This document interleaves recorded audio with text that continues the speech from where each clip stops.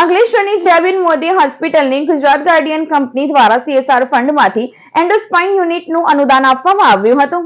Ankleshwar industrial development society દ્વારા સંચાલિત જયબીન Modi multi speciality હોસ્પિટલમાં ન્યુરોલોજી વિભાગ માટે ગુજરાત ગાર્ડિયન કંપની દ્વારા એન્ડોસ્પાઇન યુનિટનું અનુદાન આપવામાં આવ્યું હતું. એન્ડોસ્પાઇન યુનિટ અદ્યતન ટેકનિક દ્વારા મણકાના રોગો અને પીઠ દુખાવાની ખૂબ જ સુચારુ અને પીડારહિત સારવાર માટે આશીર્વાદરૂપ બનશે, જેના કારણે દર્દીઓને વધુ ગુણવત્તાસભર અને અસરકારક સારવાર પ્રાપ્ત કરશે.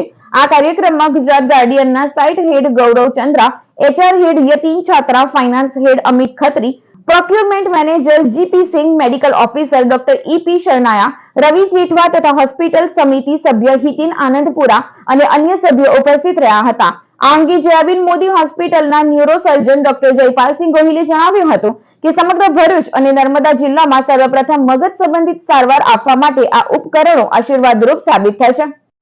જયાબેન મોદીના ઉપસ્થિત મિત્રો અને જયાબેન મોદી તરફથી એમને જે આ એક સારું ઇનિશિયેટિવ, જે લોકોને સારવાર આપવાનું અને સેવા આપવાનું જે ઇનિશિયેટિવ છે, એક બહુ જ સારું ઇનિશિયેટિવ છે અને ગુજરાત ગાર્ડિયન લિમિટેડ એની સાથે સંડોવાયેલી છે ફ્રોમ લોંગ ટાઈમ.